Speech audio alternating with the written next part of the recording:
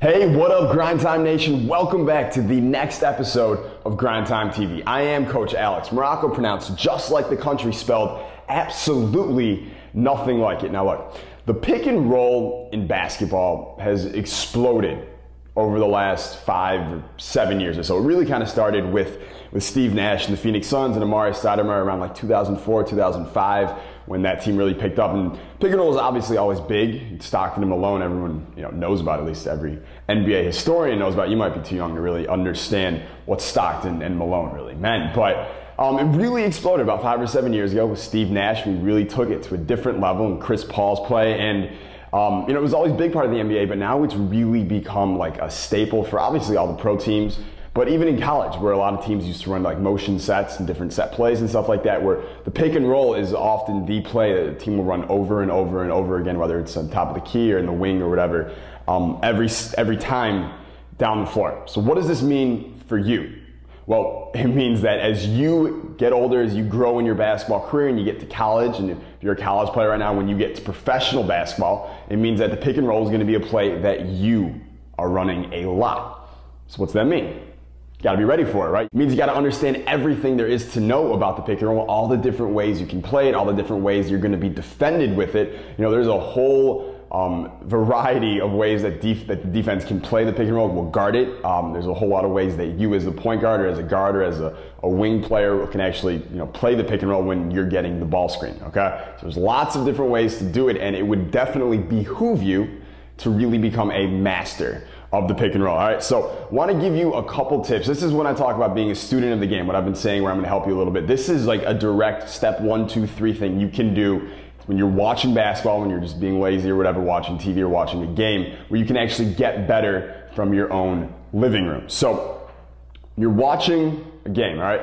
Number 1, I want you to focus on the players who are best at running the pick and roll. So right now, Steve Nash, Chris Paul, Steph Curry is actually a guy who's really, really talented at running the pick and roll himself. Those are 3 of the top guys in my opinion. There's other guys out there who are great at running the pick and roll. Carmelo is actually a great pick and roll player himself. But those are the guys you should be watching. You shouldn't necessarily be watching like, Gerald Wallace, like running a pick and roll. That's not really his strength.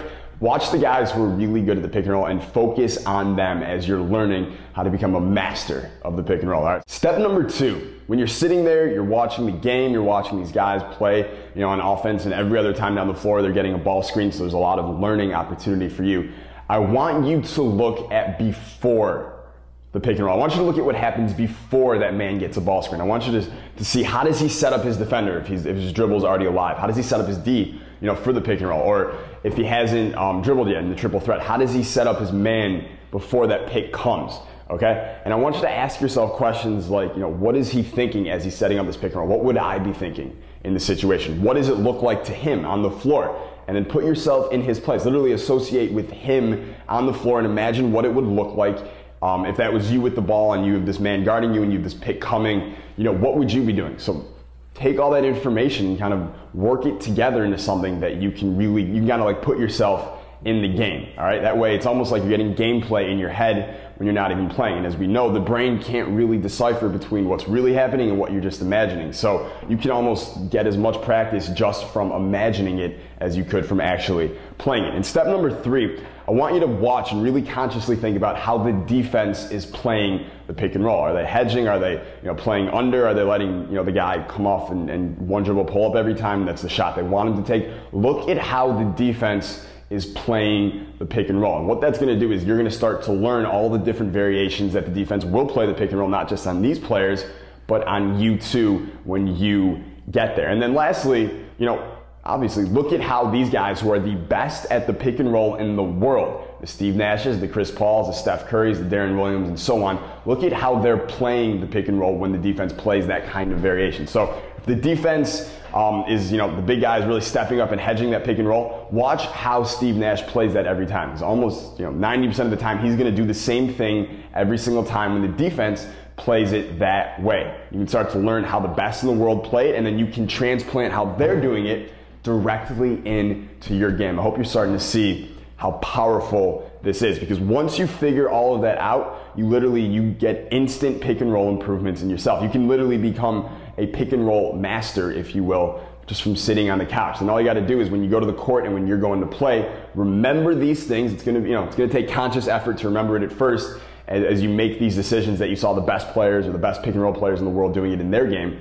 But after a while, it's going to become unconscious for you, and just like that, you become a pick and roll master yourself. All right, now, if you don't want to take all the time to do all of that and figure all that stuff out, that's fine. I do this every single week inside the Leading Scorers Club for all my Grind Time players inside the LSC. If you want to join, membership is closed 95% of the year. The only way you can get in is with the game winning solution, which is open this week. We close on Friday. You can click the link below right now if you want to learn more about that. Get inside the Leading Scorers Club, and I can just give you all this information to help you become a pick and roll master as well. Now, I highly recommend that you do at least check it out. You probably owe it to yourself to at least check it out. If you don't like it, you can always cancel. However, with the 7 hours of footage we already have done, and with the weekly instant pick and roll stuff, you're going to learn along with step backs, crossovers, fast break opportunities, all the different decision making that the best players in the world are thinking about and doing in their games, and how to instantly transplant it into yours. That's what we're doing every single week inside the Leading Scorers Club. I think it's really valuable information. So check that out. Click the link below.